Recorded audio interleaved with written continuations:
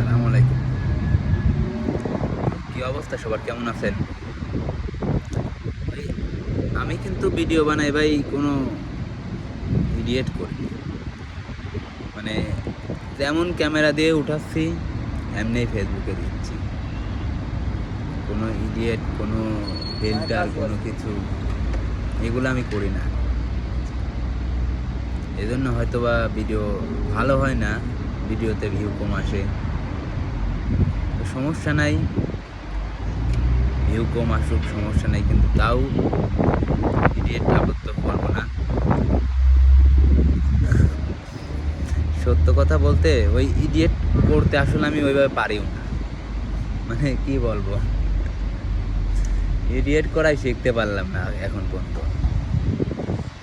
তো যাই হোক, ভিডিও ভালো লাগলে পরে ফলো দিয়েন, সাথে থাকেন।